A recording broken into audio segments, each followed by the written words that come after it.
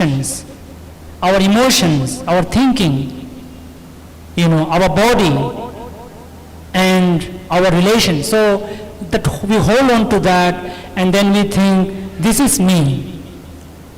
But then Buddha said, everything is changing. Everything is just, changing all the time. So whatever you call as strongly yours is changing. So therefore, as long as we have whatever we have, just be happy, but don't sort of hold on to it. Don't, make yourself, don't make yourself bound. Don't make yourself having this big, carrying this huge thing, right? So that is the first bondage, Second one is doubt, So we all have doubts, different kinds of doubts, In the same way, we have doubt on our own self, because of, again, change. Today you think I'm like this, tomorrow you realize that you are not like that, like what you thought. So then we have this doubt, you see. So how do we come out of that? To understand impermanent. Buddha said anicca. Understanding impermanent, accepting impermanent is wisdom. So when you understand that everything is changing, everything is flowing, then you don't hold on to it. So then you don't have doubt, because you knew and you know that everything is changing, you see. So there is nothing to doubt, because you know it is changing. But if you want to hold on to, in fact, ideas, right? You think that this is like this, and you want it to be like this because you think it is logical or it is whatever, or it is convincing. But then you are in the world, you hear something else, you do something, then your ideas change. It is no more like that. You see. So that is the second, the doubt. So third bondage is holding on to certain practices. You see, it can be religious, it can be other.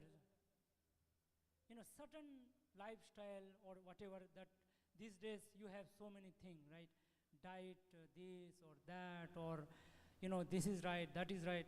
Everybody is telling you so many different things. So you are holding on to certain pattern, certain system. So you are holding on to that system too strongly that you just hold on to it, but you are not sure about it. You are just doing it because you think that if I don't do, then it may be wrong. But you don't know why. You're not really sure that not doing something, a particular thing, may not be wrong. You see. So these are three bondages. Somebody who achieved the enlightenment is free from these bondages. So in the same way, Buddha also, he became free of that. So the freedom of mind, what Buddha called the chitta vimutti.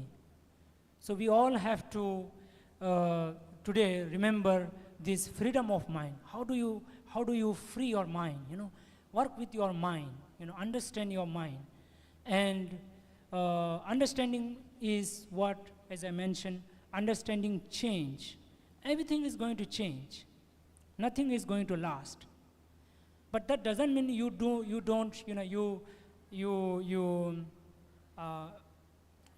hold on. I mean, you do what you are doing, but having this understanding in the mind, So that's what the Buddha did, and this understanding he brought. So it's an inner transformation.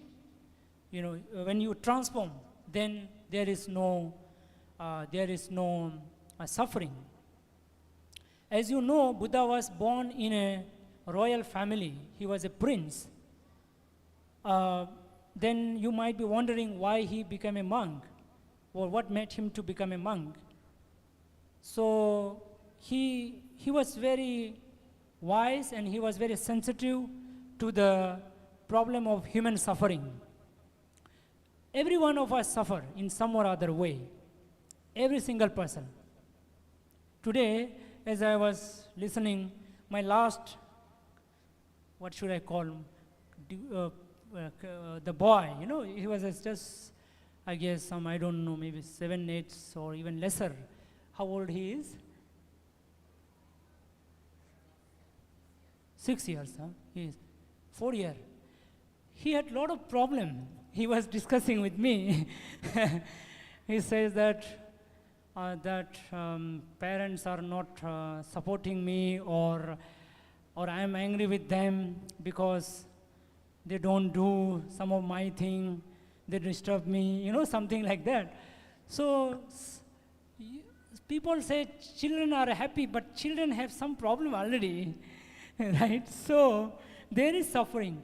What is his suffering? Buddha calls it Nyang pichang na lavati tampi dukkham. Whatever you are wishing, you are not getting. We all wish something, but we are not getting. And it is not necessary also. Lot of things are not necessary to get actually. What you need is just 4 things, food, shelter, cloth, and medicine. That's what we need. But that is actual need. But then the additional needs are endless, are just endless, you see. So, piyahi sampayogo dukho, somebody whom you love, you like, but vipayogo, you have to get separated. That is suffering. Apiyahi sampayogo dukho, some people you don't like, but you have to be with them for whatever reason. A lot of you are smiling. I think you can relate to that. Yes. So that's what Buddha said is a suffering. Of course, he speaks about aging, sickness, death, all those things, but those are something very bigger one. More like a physical one. You get suffering or you get aged. But what about the mind? The main thing is the mind, likes and dislikes. So we are so much caught up in our likes and dislikes. Somebody said, my husband has a drinking problem and he's fighting. So that is again one problem. That is, he has become enslaved. He's a servant, to his own desire. You see, that is the one problem. So like that, we have many other problems in the society. But lot of it is also our own creation. There is, of course, in external, but we also create something inside. So, therefore, what Buddha said is that you need to have always this understanding. That's why today I said, today may be our last day. All of us are sitting here. Today may be our last day. Suddenly something happened, we don't know. Right? Something like that. So you have to think that anything can happen, and nothing is permanent. Nothing is permanent. Our thoughts, our feelings, you have certain feelings for people, but that changes, and you have certain ideas, but that was very fascinating for you, and after a time, it is no more fascinating. You had a friend who was so great for you, now is no more great, So all these kind of experiences we have. So this is a suffering. So we have to know suffering. We have to understand suffering.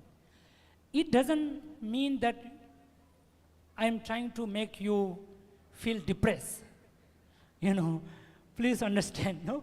I'm not trying to make you feel depressed, but we have to understand that this exists, whether you like it or not. This exists. That is the reason Buddha left his palace and his wife and child and parent, and he was in search of a solution for this problem of suffering.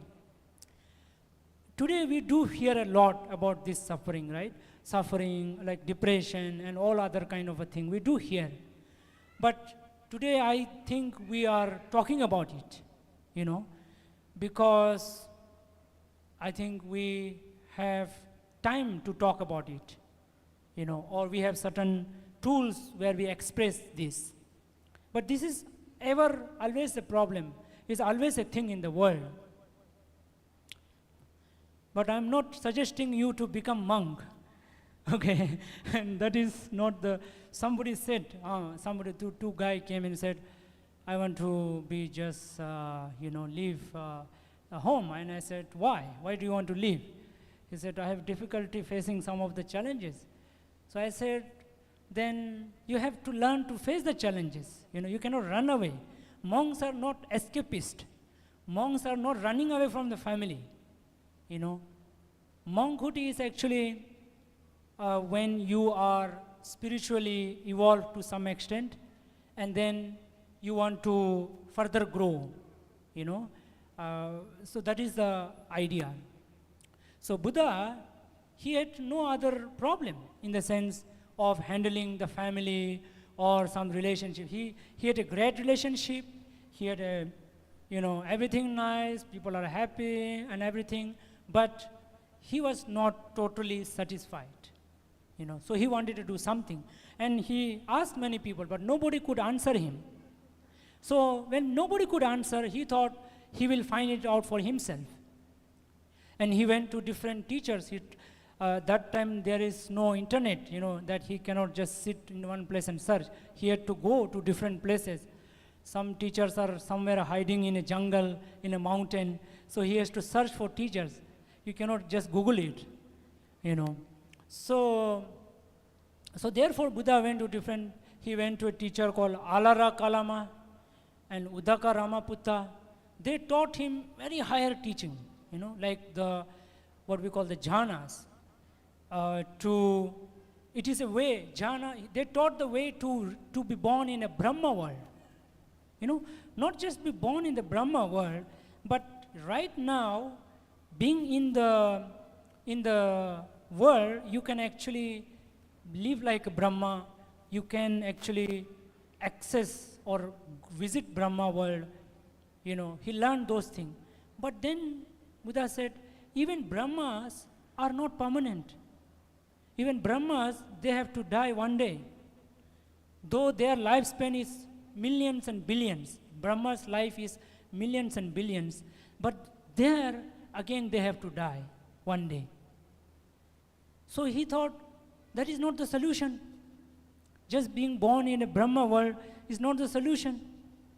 Many of you want to go to heaven, but heaven is not permanent. You see. So then Buddha thought that no, I have to do something more. Then he went, there was this practice of torturing your body so that you are free. He did that, he didn't get anything, so he left that. And finally he followed what is called the middle path, the Majjhima Patipada, the balanced path. Not too extreme, never following any extreme, whether it is religion or otherwise, you see. So he came up with this idea of middle path, and then he was alone in the forest, meditating. He had 5 friends. They left him because he started eating food. And they thought, this fellow started eating food, now he cannot become an enlightened teacher. So now he was alone in the jungle. Then he was working with his own self. He meditated for many, many years. And then finally he found that it is our own mind which is just creating problem for us. We are not happy because of our mind. Our own mind is what we call the untrained mind. Buddha calls it untrained mind. Today we have so many training, right? Training for this, training for that, all kinds of training we have. But Buddha said we have to train the mind. And train the mind not just temporarily, because when you achieve the Brahma mind, it is temporary. Your mind is so nice, it is so looks perfectly, and it is very enjoyable, very pleasurable and very delightful, but it is not, it's like all your mind negativity has gone down. Like this cup of water, if there is some dust, if you move it, it comes up, but otherwise all the dust is down. You can drink the top part. But does that mean the dust has gone? No. So that's what Buddha wanted, that we need to have a permanent solution for this problem of human suffering. That is the mind. So he did deep meditation, and then he followed this middle path, and he trained his mind to not succumb to our own likes and dislikes. You can also relate to this, that a lot of time in your own suffering that you suffer are because you succumb to your own likes and dislikes. Like this boy, he is angry because he likes something, he doesn't like something. And I suggested that boy that he says, I get very angry. He's a 4-year-old, but he's really get angry, And I told him that when you really get angry, you please go 10 minutes somewhere. Don't speak, don't tell anything. So I think he will try next time when he's angry. Also, any one of you who has anger issue, So this anger also comes from this, our attachment to liking, Because we like something, so we dislike something, you see. But liking is not bad, but we should not be obsessive about it, that sometimes we have to, for example, food, you can take food. So sometime you can, of course, eat something which is tasty but not healthy, but you cannot all the time eat only tasty, Some are not tasty, but you have to eat it because it is for your good health. In the same way, we cannot always follow our mind, what the mind is always telling us. We have to revolt against our mind. We have to fight with our mind. Mind means the negative part of the mind. So that's how Buddha did, and eventually by repeatedly doing that, and it is said that it is not just in this life, but for many lives he was preparing to become a Buddha. So Buddha is enlightened, but at the same time he is also able to help others to get enlightened. He can help us. He cannot give us freedom. He can just help us to become free from our suffering. So that is the ability Buddha had. So for that, for many lives, he was practicing that. And it is said that in one of the past Buddha, Dipankara Buddha, he was ready to become an enlightened under the Dipankara Buddha. But he postponed his enlightenment because he wanted to help all of us. Because he knew that, okay, other people are also there, let me help them. So it's a compassion. So this is the compassion of Buddha. We call him Mahakaruna, the great compassion.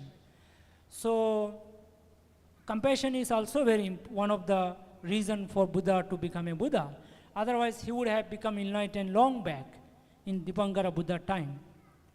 So that's how he, took up the Buddhahood, and he became Buddha in Bodh Gaya, which is in North India, Bihar, near Patna. At the age of 35, he became Buddha at the age of 35, and then he taught for 45 years till the age of 80. He traveled most part of the central India, Bihar, UP, Madhya Pradesh, and I think some part of Maharashtra, but not in the south, because from south it's maybe far, I don't know, distance may be the reason. But in his lifetime, some monk, there was one religious community called Baveri in the north Telangana. They went to Buddha. He sent his disciple to meet Buddha, and they all also follower of Buddha. They became follower of Buddha. So for 45 years, he went to all different places. He taught his Dhamma. And then almost till 12th century, Buddhism was very much part of Indian culture, and it was very much prominently followed, even in Telugu region and all over.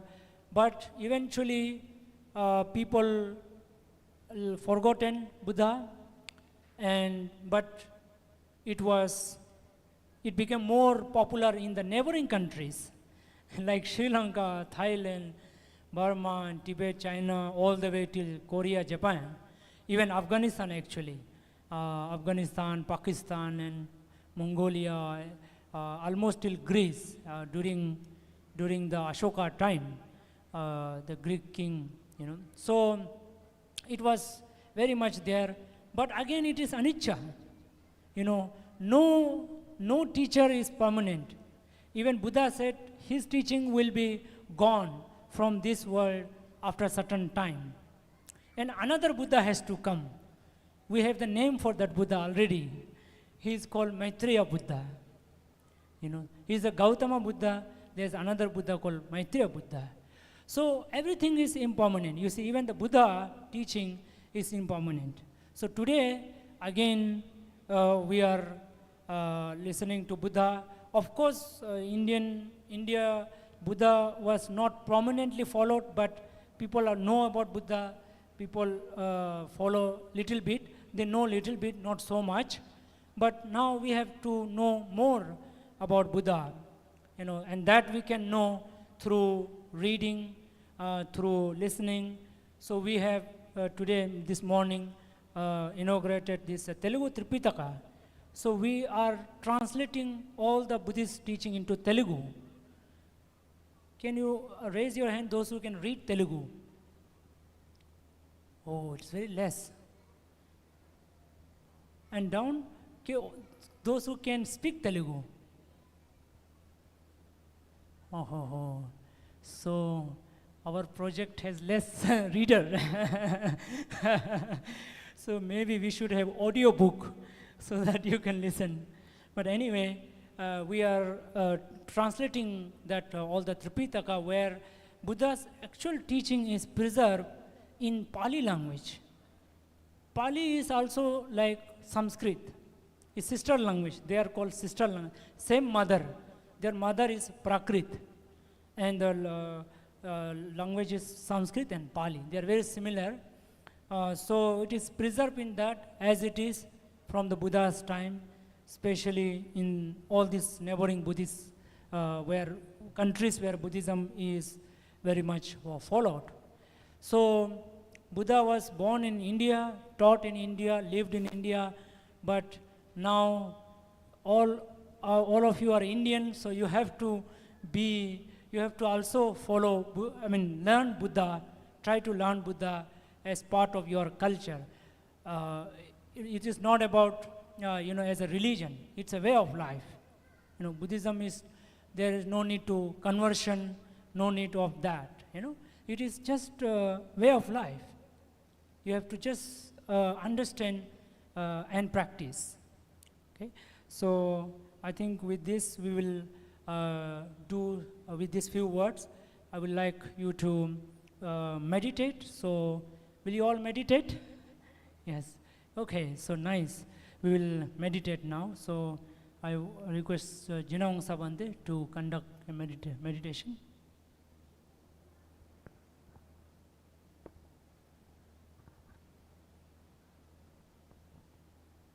Sit comfortably.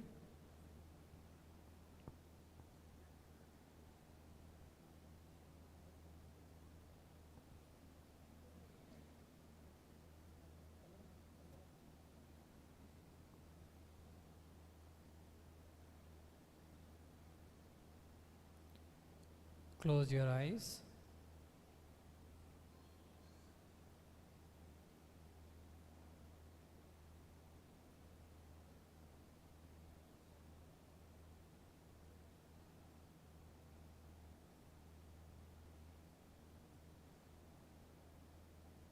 Feel your body.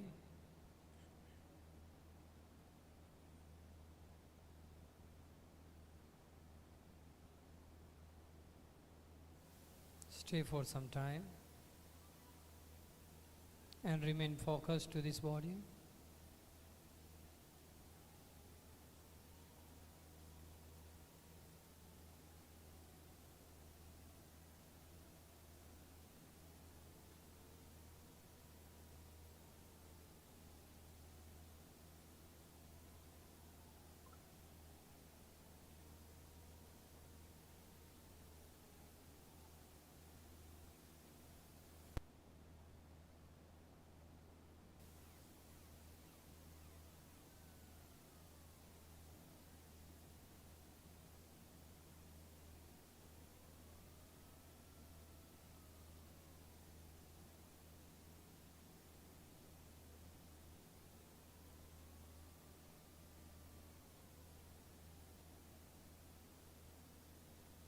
Now,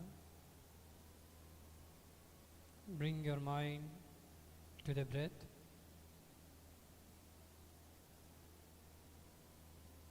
And be aware over your breath. When breath comes in, notice.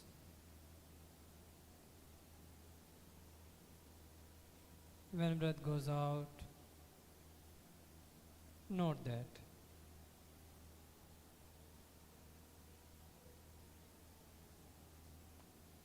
Continuously observe this incoming and outgoing breath.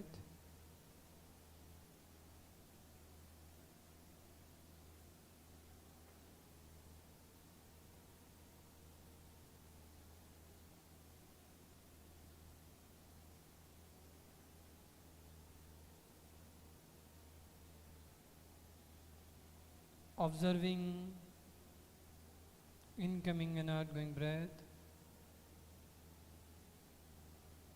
we become free from tiredness of the body and of the mind.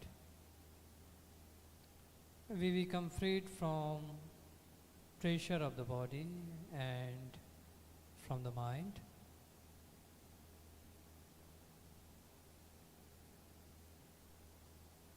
Just remain focused on the breath.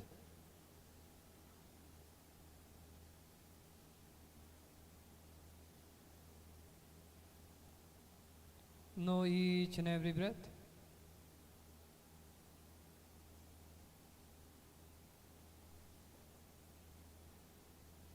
Know each and every breath.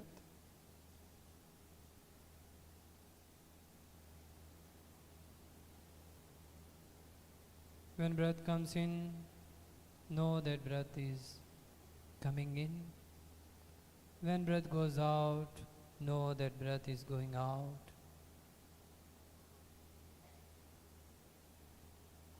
And this is a great time to take rest by observing this breath, incoming and outgoing breath.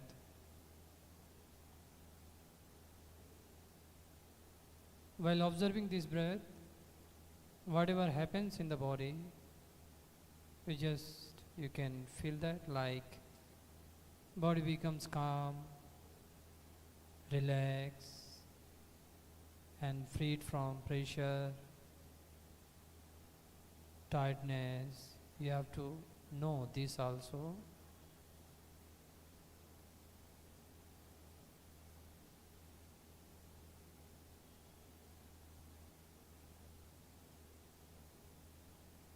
Keep observe. Whatever breath comes in, goes out. Just see them, observe them as they are.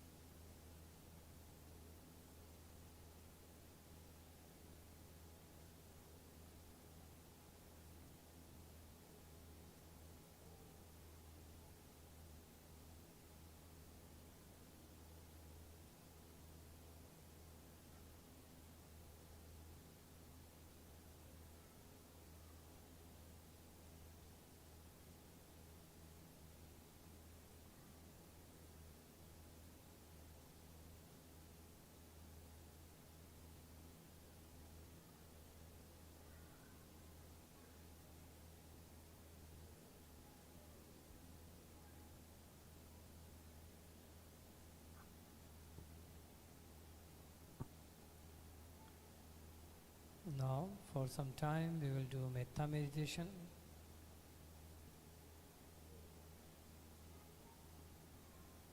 Observing breath. After doing this exercise of observing breath, you become calm and relaxed. Let us wish that may I be always peaceful and relaxed. May I be relaxed, peaceful and happy. May I be happy.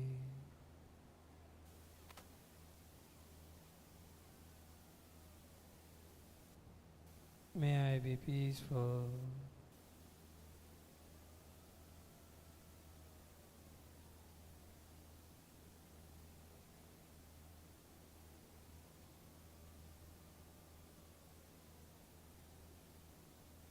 May I be free from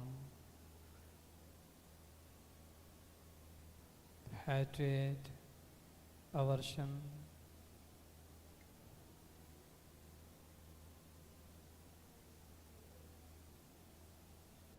which is suffering, mental suffering.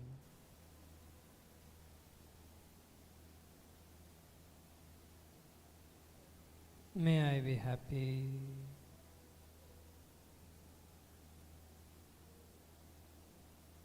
May I be peaceful. May I be freed from dangers and accidents.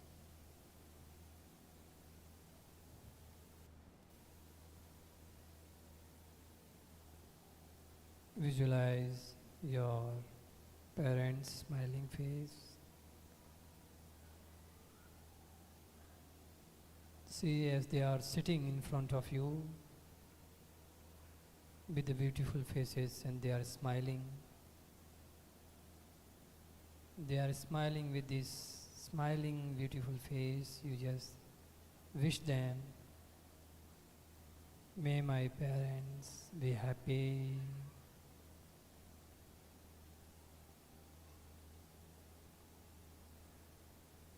May my parents be peaceful.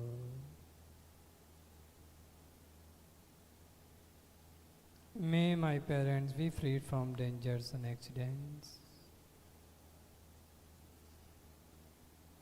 May they be freed from hatred and aversion.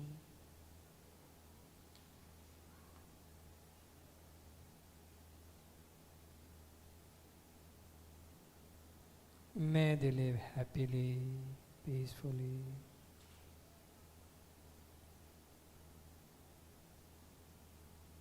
Likewise, visualize your house, your family, where they live. May all my family members be happy. May they be peaceful.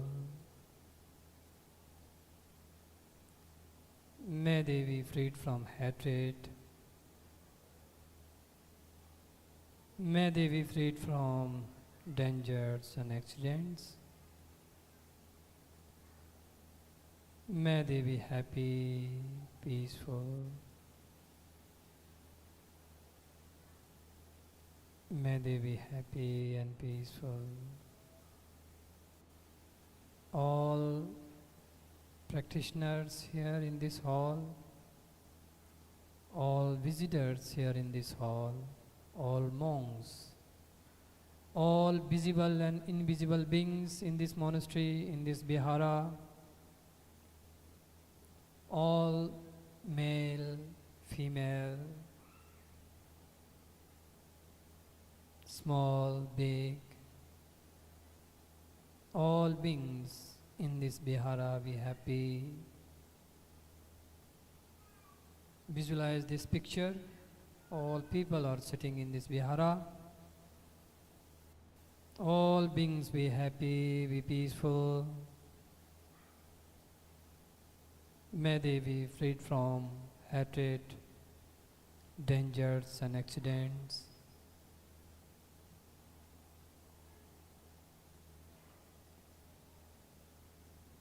May all beings in this city, you can visualize this city, all beings in this country, you can visualize the map of India.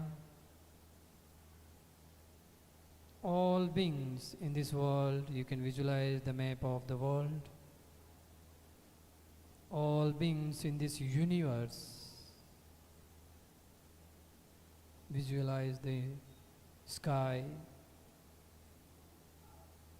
and the world. May all beings in this world, in this universe, visible, invisible, big, small or medium, may all beings be happy. May all beings be happy. May all beings be peaceful. May all beings be peaceful. May all beings be happy.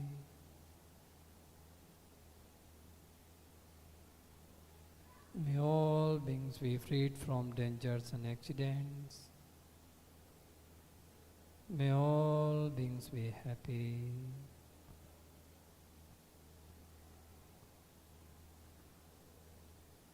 Sadhu, sadhu, sadhu. Slowly open your eyes.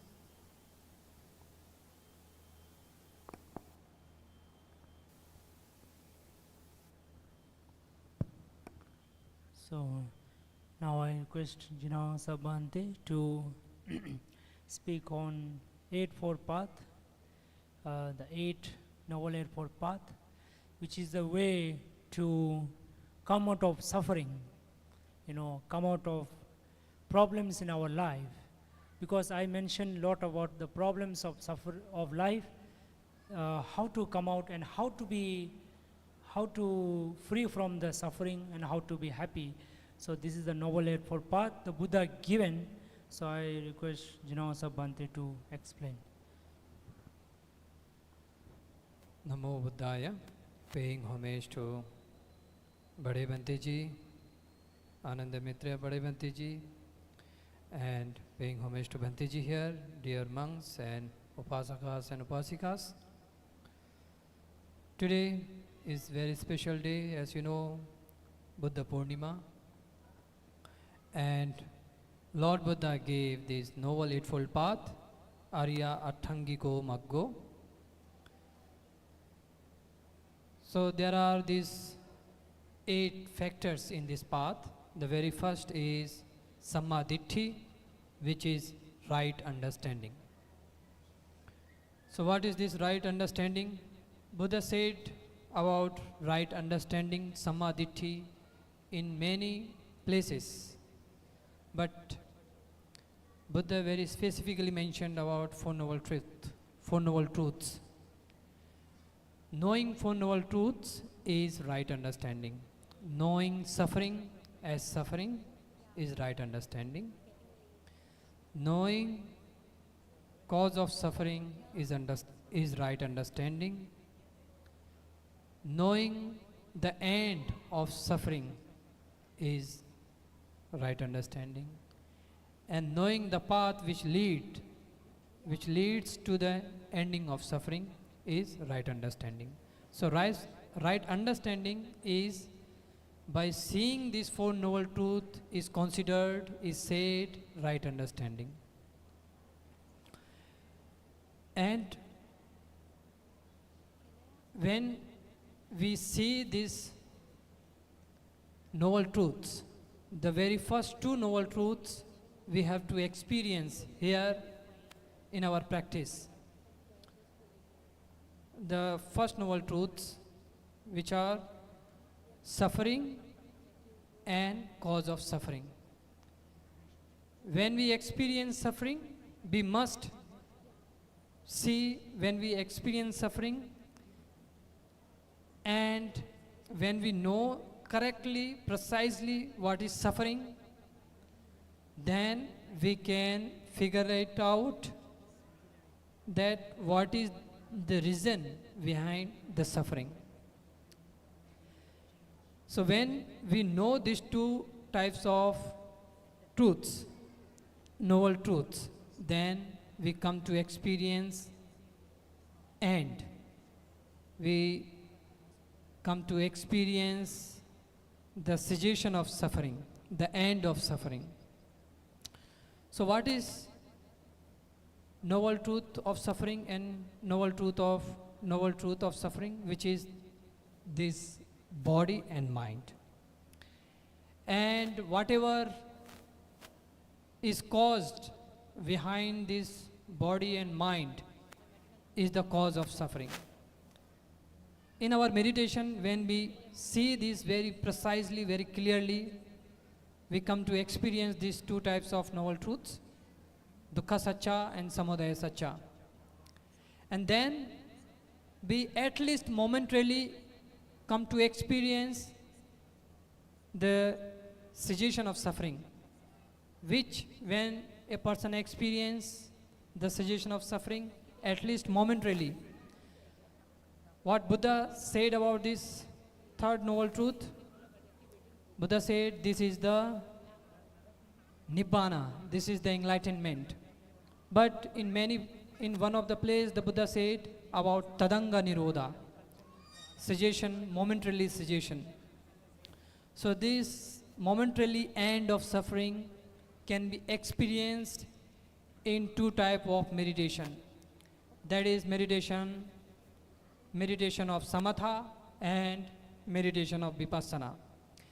When a person attend higher jhanas, as Bhante said, when a person attend these jhanas, he actually lives a life of Brahma here in this life.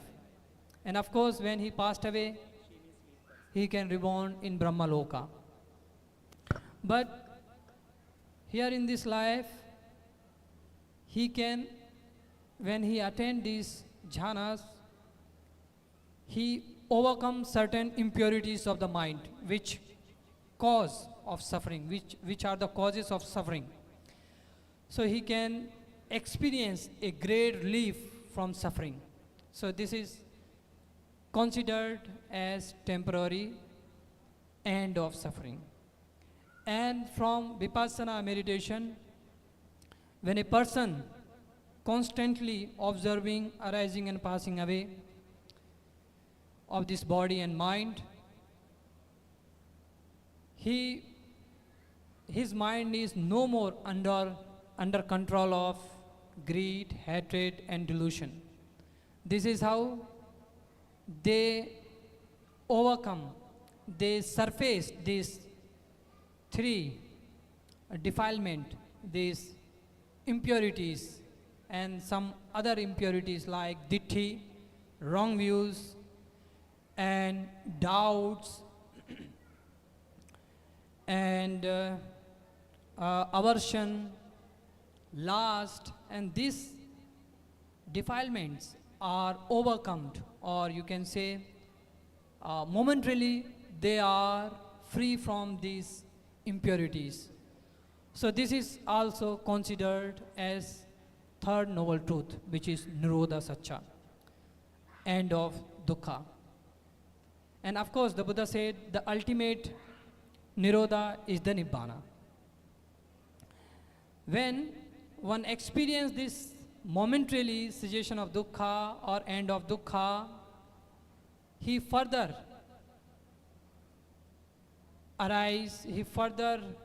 tries his best to follow the teachings of the Buddha by realizing that merely being free from these impurities, momentarily I experience this great relief from dukkha.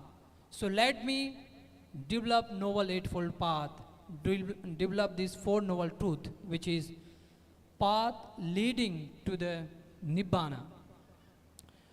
So altogether these Four Noble Truths are called Sammaditthi.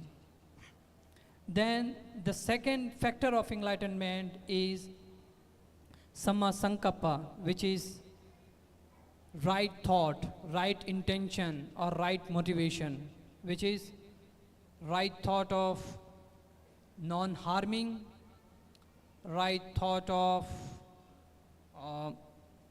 letting go or relinquishing, and right thought of loving kindness. So these are the right thoughts.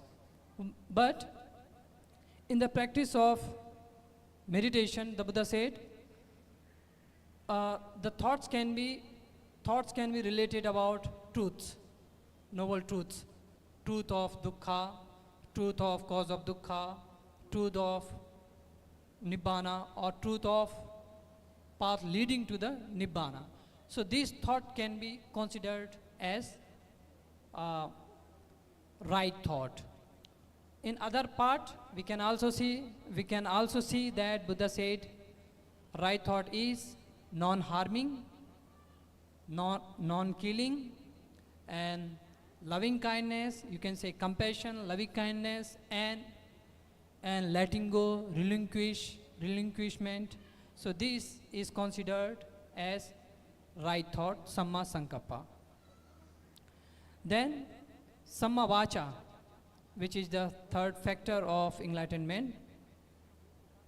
So samma vacha is abstaining from telling lie, and abstaining from gossip, abstaining from backbiting, and abstaining from telling harsh speech. So this is said as samma vacha. So here samma vacha can be practiced in another way, that is telling truth, or telling with maitri, karuna, or we can do like two friends or two families, they had fight and they are separated. You make them united. We can do this. And we can also do some useful talking about sila, talking about dana, talking about meditation, talking about wisdom. Like instead of gossip, we can have this type of discussion in our practice. So this is said as samma vacha. So then the Buddha said samma kammanto. Samma kammanto is related to the body, not killing, not stealing, and not engaging in sexual misconduct. So this is samma kammanto, which a person can perform from the body. So instead of that, this is considered as right action through the body, and this can be in another way can be practiced like instead of killing, you can save beings. You can show karuna to them, and instead of stealing, one can perform dana, one can share. Instead of engaging in sexual misconduct, wife and husband can have great faith to each other, and they can practice dhamma together. And one can see others as brother and sisters. So this can be practiced. So this is considered as samma kammanto. Then there is samma ajivo, which is restraining from selling any harmful thing which can be cause for the being, to bring suffering, or which can harm to the beings. So we can avoid that. So this is called Samma Ajiva. Samma Ajiva means earning money. You are earning money, doing such business which is not harmful for the beings. So this is considered as Samma Ajiva. For the monks, Buddha said, monks can depend on lay followers dana instead of doing any such instead doing any kind of such type of business, this type of business, or they can survive on the donation of the people. Instead, when they give, the monks also should give to them. They can show the right path, they can guide them through sila, through samadhi, meditation. So monks are right livelihood depending on food. They have to go and they have to collect the food, or the dayakas who come from outside, they can offer to the monks. So this is considered as Samma Ajiva. Then Samma Vayama. Samma Vayama is right effort. Buddha said this right effort is all about to remove the unwholesome thoughts from our mind. If any unwholesome thought has arisen in the mind, try to remove it. One should not allow unwholesome thought in our mind. If it is already arisen, so let it not develop more strong. And one should do, if any wholesome thought, good thought, not yet arising in the mind, one should put effort to arise a good thought in the mind. If any thought has arisen in the mind, one should develop it more and more. One should practice it more and more, so it become its inclination, its nature of the mind. It becomes so powerful. So this is considered as right effort. Then the Buddha said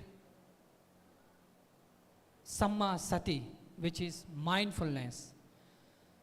Samma Sati, Sati means, it has many meanings. Sati means remembering, and Sati means memorizing, or you can say memory. Here Sati means mindful. Mindful in two ways.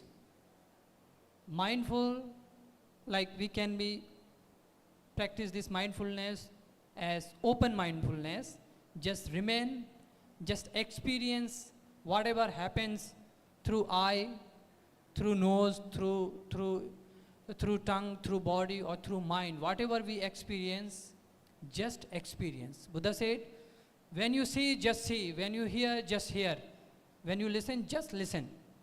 So in this way, we can develop this right mindfulness. So right mindfulness, Buddha said, fourfold types of mindfulness is right mindfulness. That is Kayanupassana. Today we have recited Mahasatipatthana Sutta. The contemplation of the body, like observing incoming and outgoing breath, is contemplation of body. And it has 14 methods in observing body. There are 14 methods. So this is one type of mindfulness. And then Buddha said, observing feelings, like pleasant feelings, unpleasant feelings, neutral feelings, and feelings which arises through the senses. And there are some different feelings Buddha said in this sutta. So altogether now 2. Then the third Buddha said, mindfulness on mind. Like when the hatred arises, sadosang, when anger arises, know that anger arises. When there is no anger, know that there is no anger. When there is lust, know as it is there is lust. When there is no last, no, there is no last. So likewise, this is said Chittanupasana, mindfulness on mind. Then Buddha said, mindfulness on different objects of the mind. How we react, how these nivaranas arises, like how kama chanda arises, how thina midda arises, like sloth and torpor arises, how restlessness arises, what make them to arise, to see them clearly, to see the conditions, how they arises, why they arises, why they arise. So this is considered as Dhammanupassana, fourth part of mindfulness.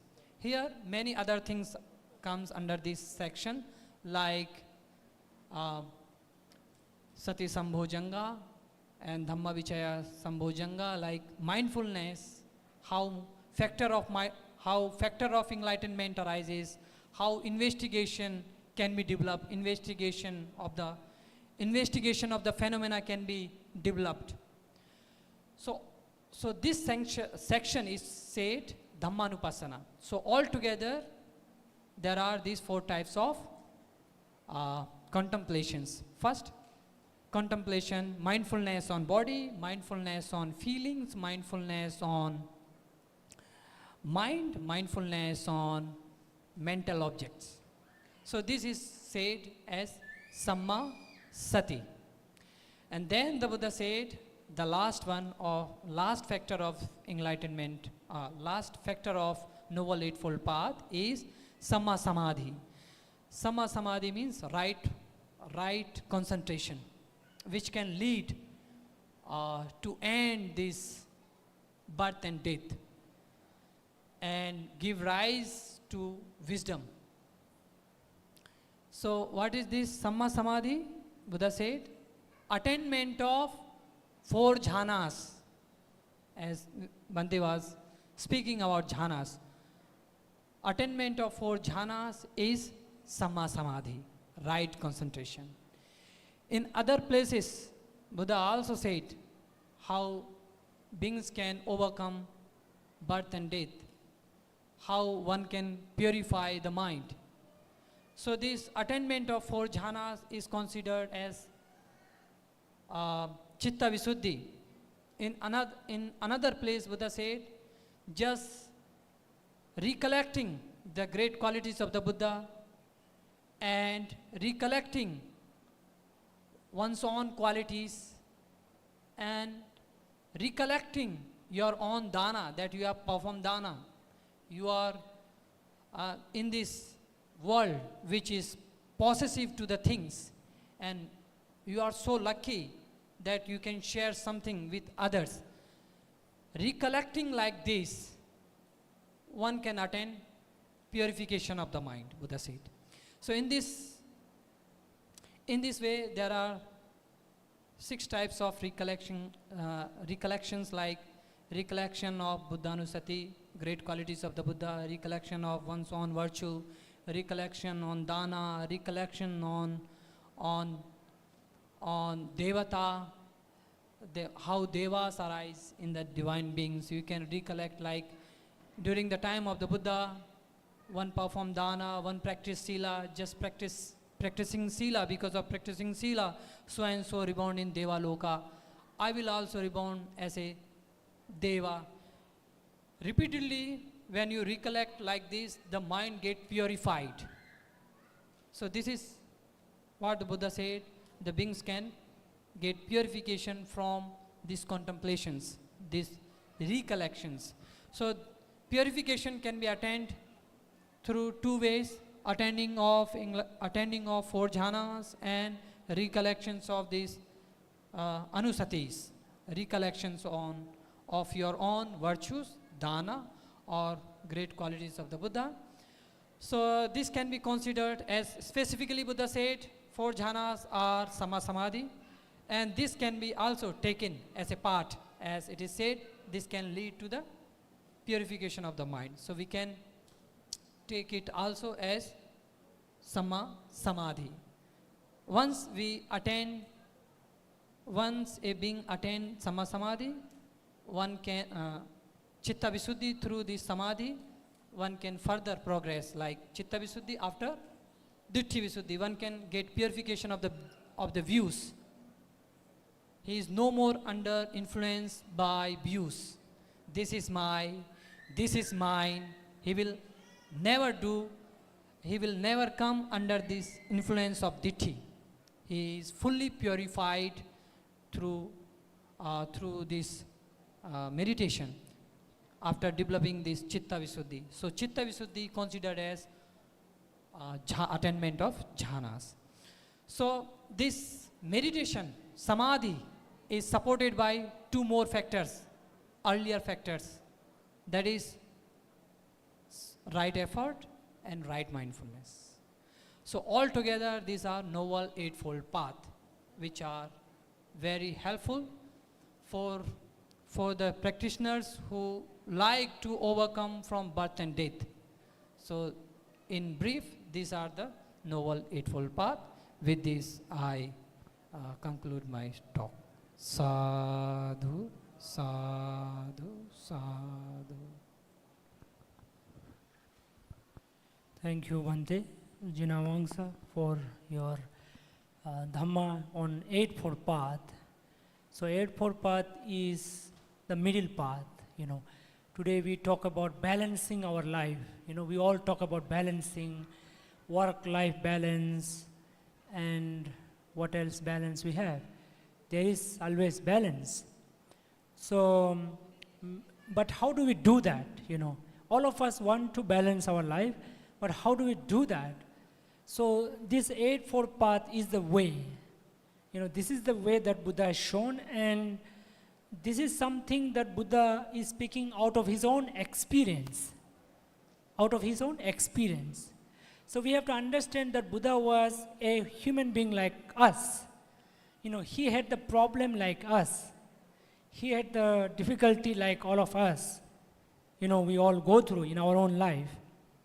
So through his own practice, he became free. So he became a Buddha, which means his mind is totally free and he has no suffering.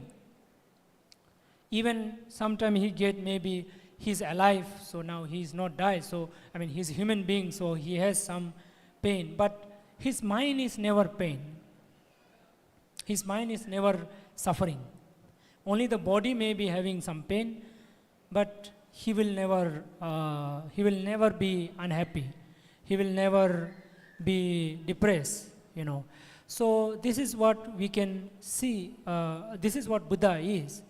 And he is also a teacher, Anuttara Purisadhamma Sarathi. He is a very skillful teacher. He is a very skillful teacher. So if you read some of his story, one of the book you can read is Dhammapada.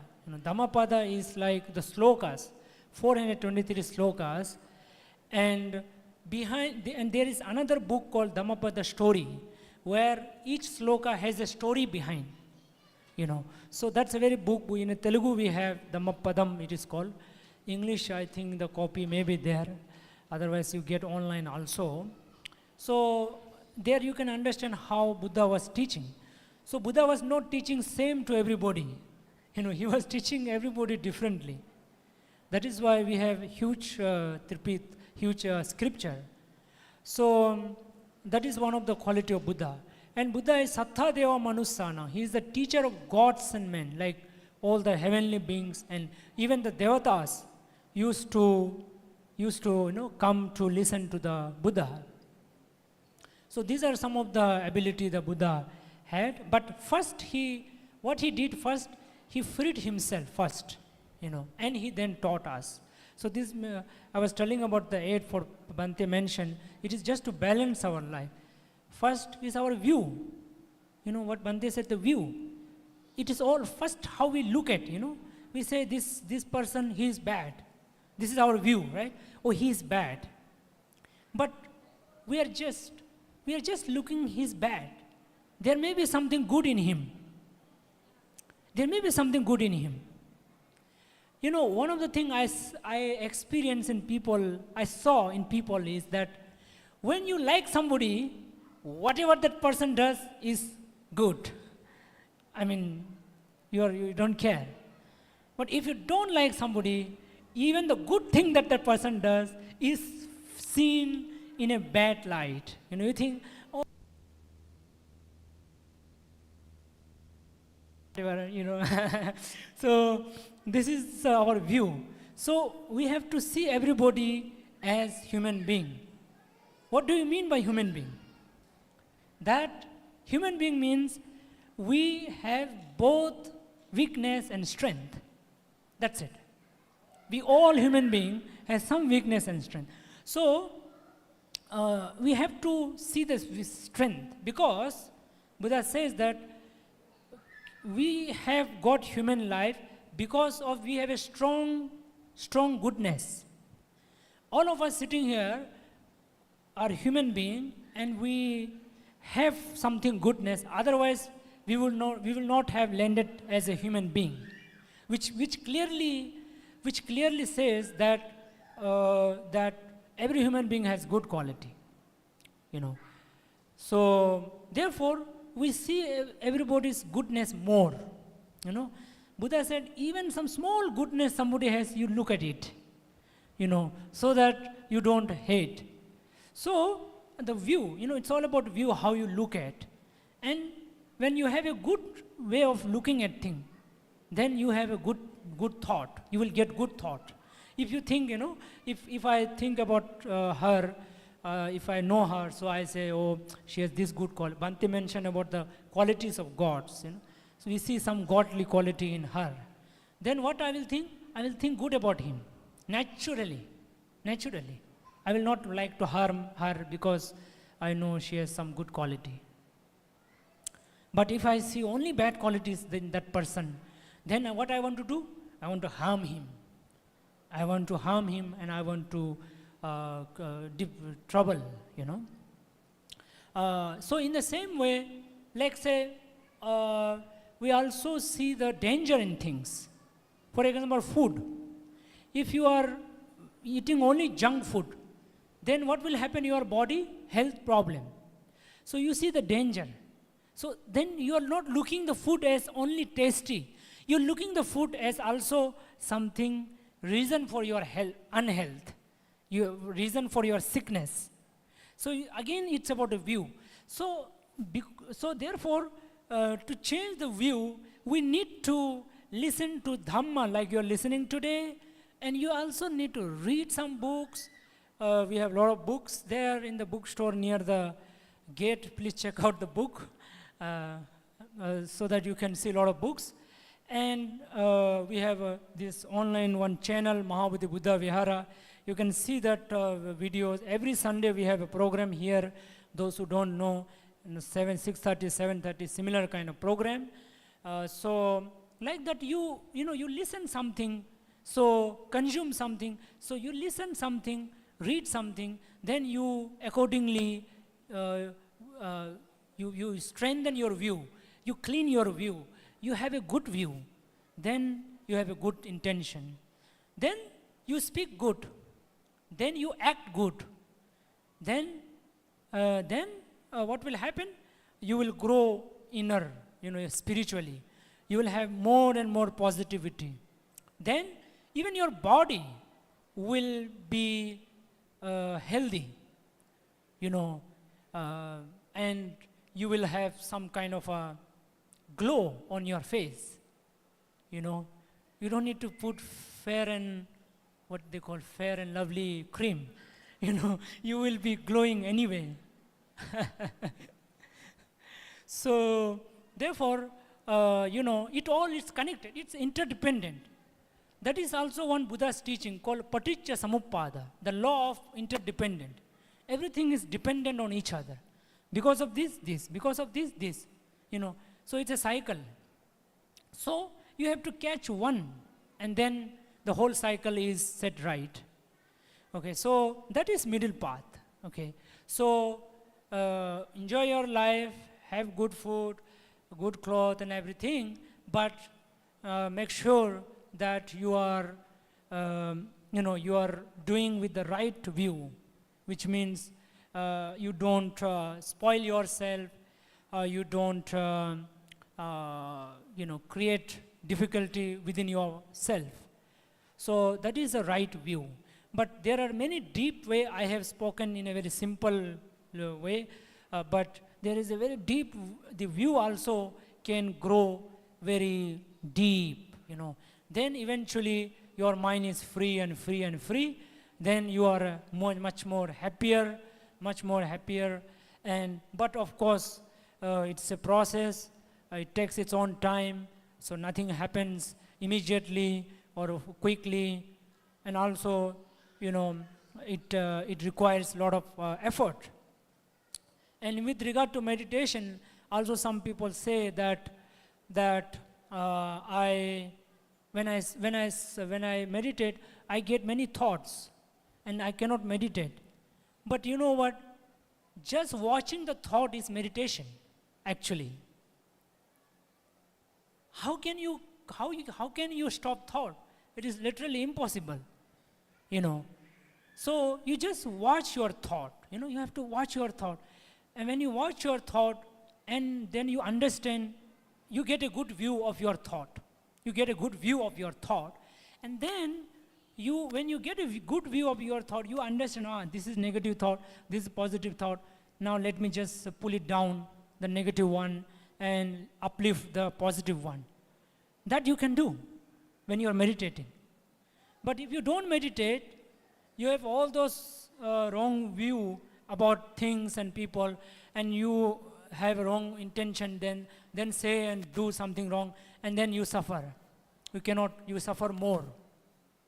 You see? So this is the middle path. So this is the balance, what we're talking about. So balance, the middle path, is what Buddha discovered. And Buddha said, I discovered it. What he spoke, this Eightfold Path, is something that he discovered by himself through his own experience. So that's what Buddha said. So we all can actually follow this middle path. So please try to work with this middle path with your own life, with your own self. And Buddha also said, you are responsible for yourself. Tumhe kichanga tabang, akha taro tathagat. Buddha said, you have to do the work.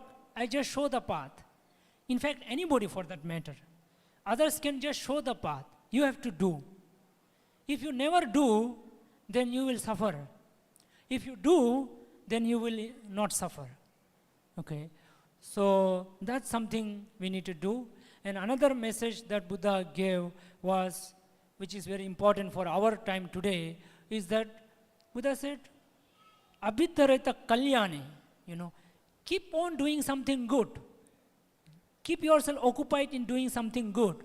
Because if you keep yourself occupied in doing something good, then your mind will not delight in something which is not good.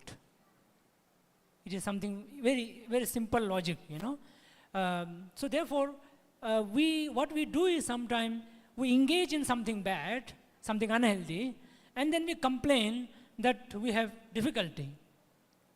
You see? So therefore, we need to actually always, as much as possible, to engage in something good.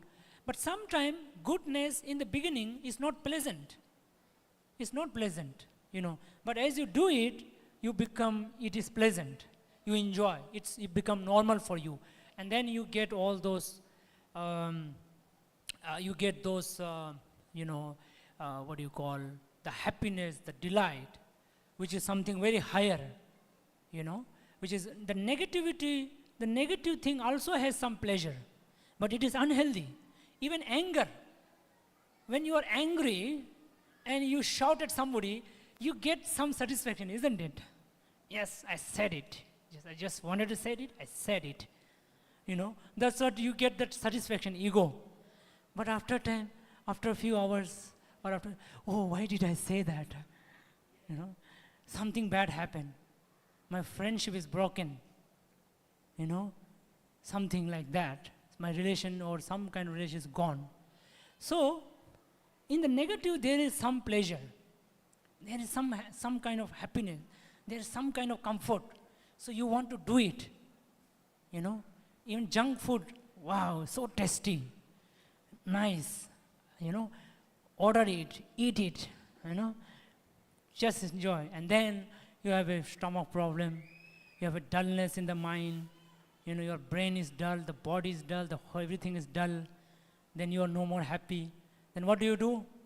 Order some more, right? Then you get into this whole loop. So it's, the more you satiate your negative desire, you go more into it, you know, into the pit. The Buddha calls it somebody who mulang khanati attanu. That person digs his own pit. We dig our own pit ourselves if we have negative in the mind. So on this Buddha Purnima, all of us promise ourselves that we will try our best to have positive mind, and engage ourselves in something good. You know, sleep well, exercise well, eat healthy, not well. I mean, eat well, but healthy. You know, eat healthy, and some exercise, some meditation. Start the day with some half an hour breath meditation. Today you learned from Bhante, and then do your work. You know, whatever work you have to do, fully you do. You don't like it, but do it anyway, because that will give you some kind of benefit. So you grow, right? And when you grow, people around you grow, right? Your friend will grow, your family member will grow. It will just grow and grow. If one person is not growing and going down, he will pull few more along with him.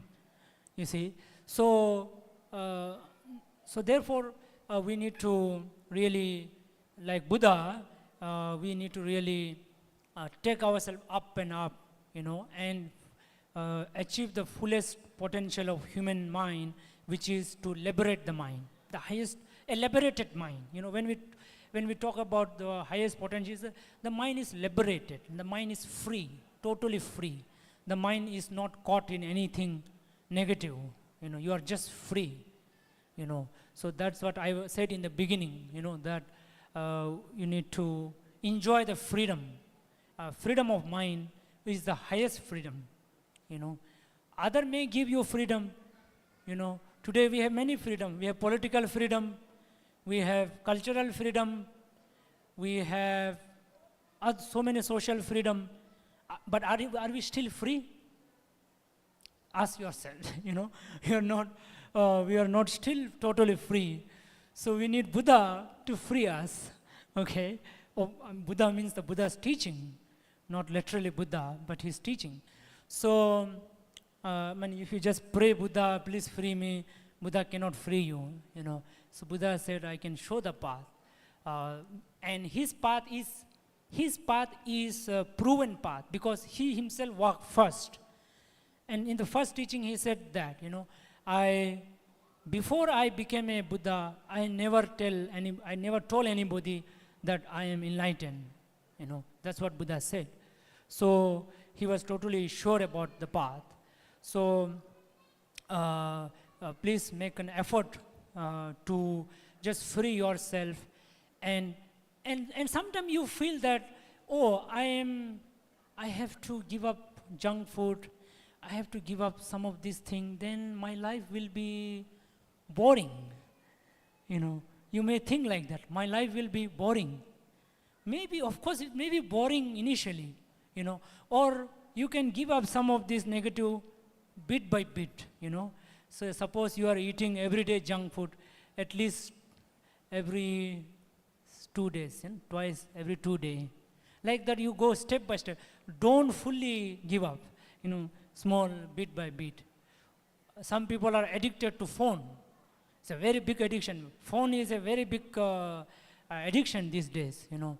So that also you have to slowly sort of cut, not immediately, but bit by bit. Like that, any kinds of habit which is obsessive, phone is very useful. Phone is very useful. Food is very useful. Relationship is useful. Everything is useful if we do not misuse it. So we should not misuse. So that's why I am saying this thing is that sometimes you may sound like Buddha is telling us to give everything up, become monk, go to the jungle, nothing in the world. No. He never said like that. In fact, majority of the enlightened people in the Buddha's time were lay people, were householder like you. Monks were few. Even today, few. You can see here. You are big number, we are small number.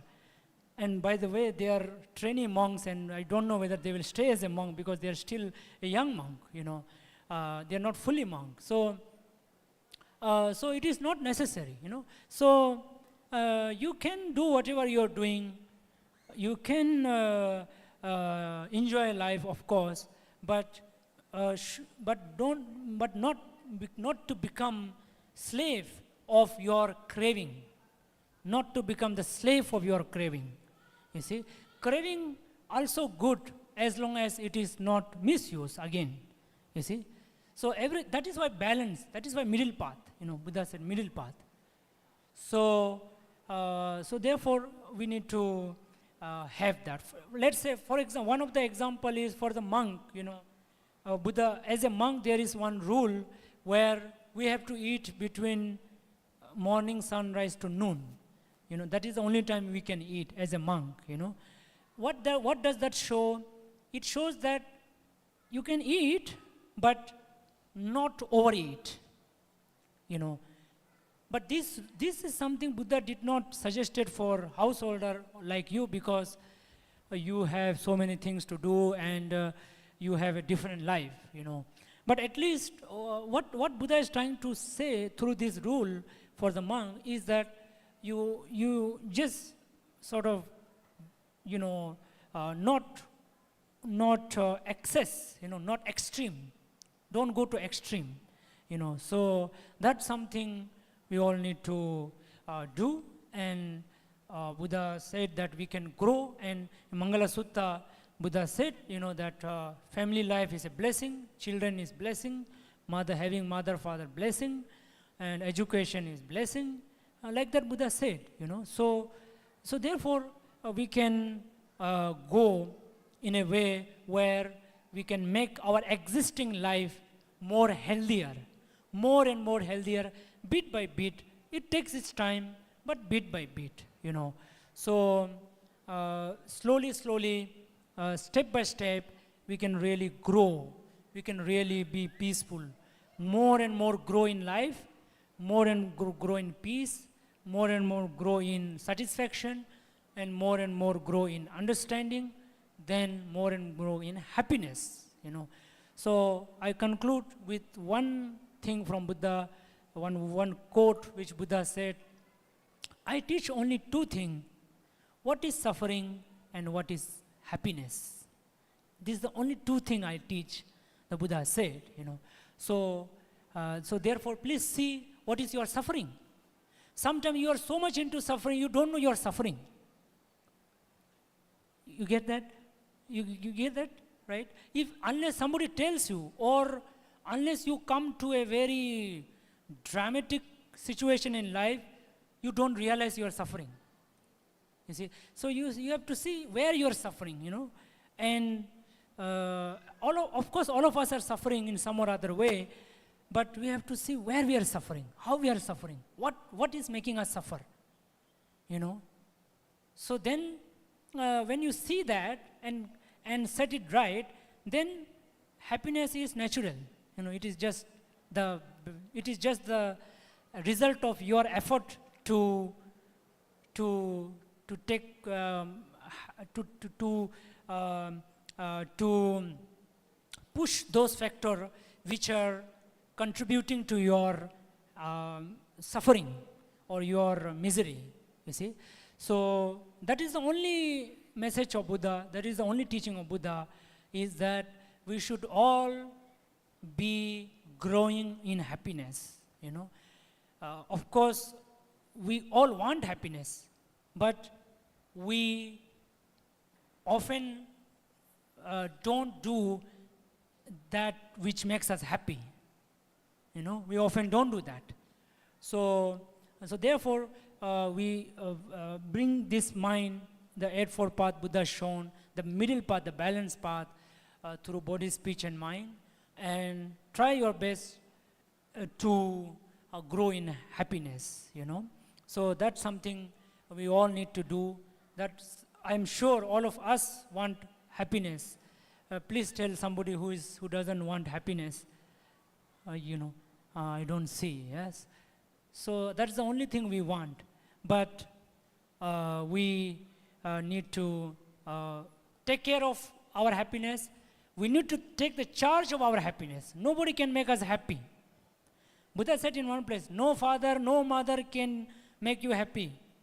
It is only you. Unless you want happiness, nobody can make you happy. Somebody can give you cake or some chicken or something, you know, or some good cloth, something, you know, or say something good. But that much they can do.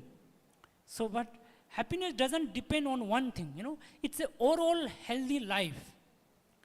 You know, it is not just meditation also. But Bhante was speaking about two kinds of, you know, sitting meditation, but all the time meditation, which is mindful. You have to be mindful as much as you can, other time as well when you are not meditating. But then now, sometimes you may also be too excessively careful, you know, in the sense that you feel sad if you give way to certain negative. So you feel like, oh, I'm bad now. I'm a bad person. I'm a useless person. I am eating junk food again and again. I'm such a bad person. But no, just say, yes, I'm trying. I'm trying my best. It will happen bit by bit, you know, slowly. Because it is such a strong thing that we have been doing from not only this life, but past many lives. Many lives, thousands of lives. So we are so much habituated to that, you know, that we cannot so easily come out of it. No. You know, junk food cannot so easily come out of it, or any other habit for that matter. So don't worry again. You know, sometimes people worry, and because of worry, they cannot grow. You know, and because of worry, they give up. They just give up the discipline, or you can say this training. You know, I don't want to call it discipline. I want to call it training. Buddha called it sikha. You know, sikha padang samadhiyami. So it's a training. So we all have to train ourselves all the way till we become fully enlightened, when we are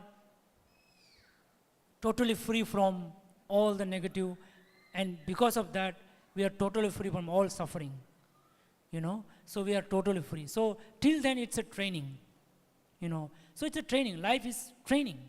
Because some people ask, what is the purpose of life? Purpose of life is train ourselves to happiness. That's it. Because you want happiness. It's not like Buddha is telling you to be, hey, you have to be happy, you know.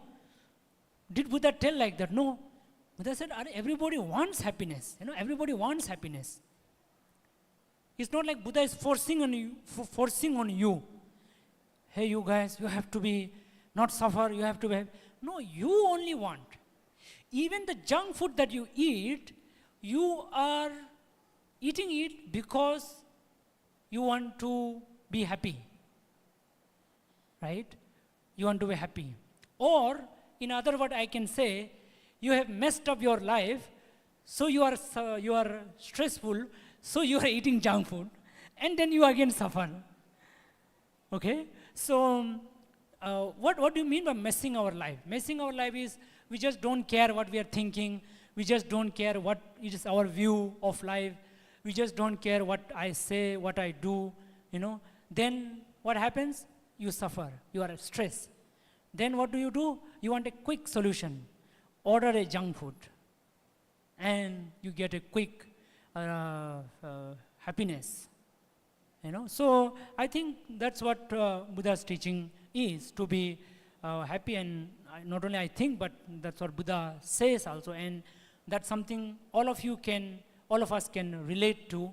But since we listen to Buddha, because Buddha has actually himself achieved that state of mind. And also we have to remember that he also had the same negative that we have. It's not like Buddha was just born like a great, free, that happiest person. He was not born as that. He also had similar problem, and he mentions in his biography. So that something is relatable. So we can actually relate to Buddha. So don't see Buddha as somebody very high that you can't even reach. He was very much like us, and he really went up into this happiness state. So we all can become like him in terms of happiness, and we can all achieve happiness like him.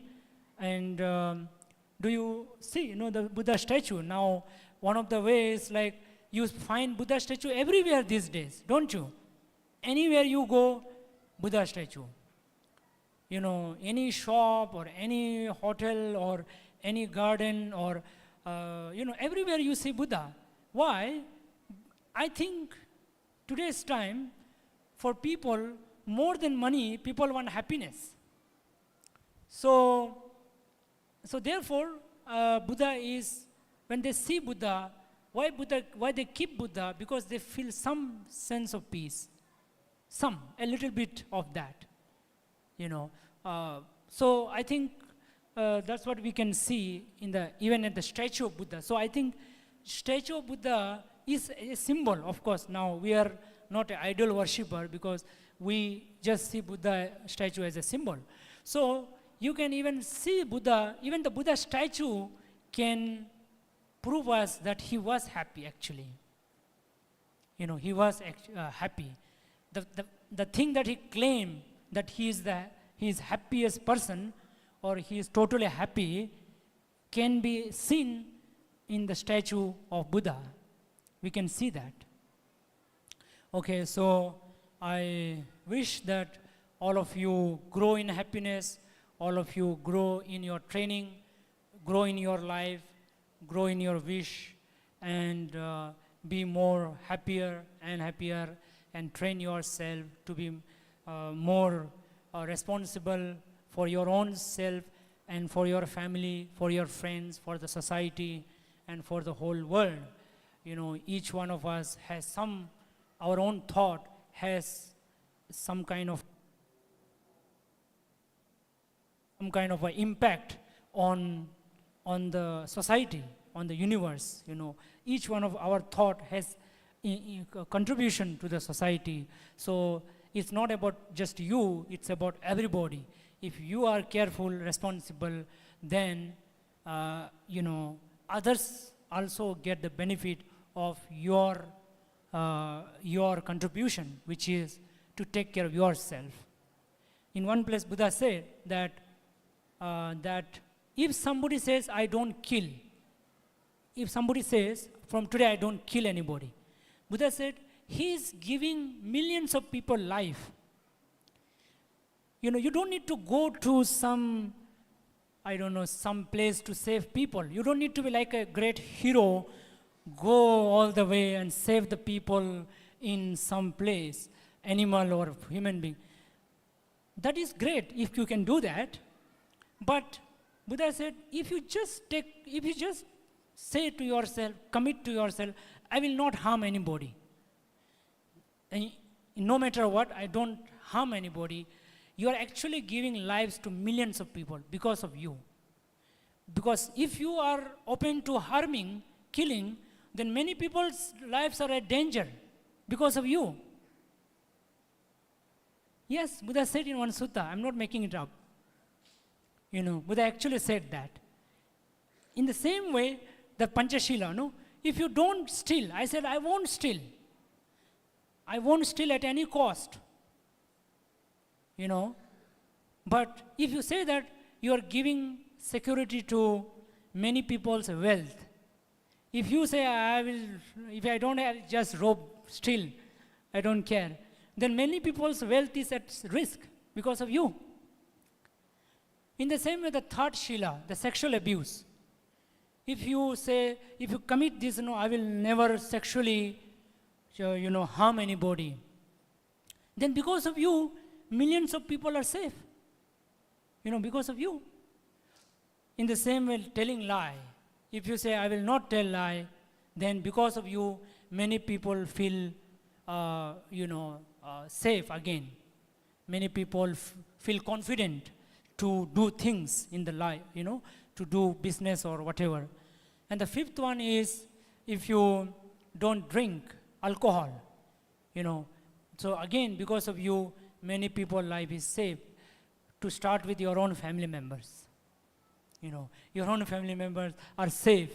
Today somebody complained, that this my husband is drinking. Any one of you drinking here, please stop. So because it's a very something wrong. So when you just do one thing, just take responsible of yourself. Don't worry about others. Lot of time we want to change other. Okay? We want to change other. But Buddha said, no, first you just change yourself. Of course, it can be both simultaneously also, but more focus on yourself. Because you can be taken care by yourself the best. Nobody can take care of you in terms of your action. It is not possible for others to take care of you totally. What society can do, some punishment, if somebody do some mistake, go to jail, but that is not a full solution. Jail is there, law is there, that is okay to some extent to run, but ultimately, unless people take care of themselves, of their own action, it is how hard the rule is, how hard the police system or whatever other system is not helpful. It's not foolproof. It's useless. So without saying much, I conclude, and I wish that all of you grow more in your life, in your happiness, in your career, in your family relationship, and all of you become more and more happier person. So with this, I conclude, and I wish all of us, all the monks will do a blessing for all of you, and also blessing for all the beings in the universe. Bhavatu sabamangala rakhantu sabba devata sabba buddhanubhavena sada sote bhavantu te bhavatu sabamangala rakhantu sabba devata sabba dhammanubhavena sada sote bhavantu te bhavatu sabba mangala rakhantu sabba devata sabba sanganubhavena sada sote bhavantu te Sukhi bhave angne dukho ahang nichang ahang viyam ita cha me sukhi honto majjata chataverino imam he gamam ketam he Sattahonto sukhe sada tato parancharajaso Chakhavale sujantano sadhu sadhu. Thank you so much.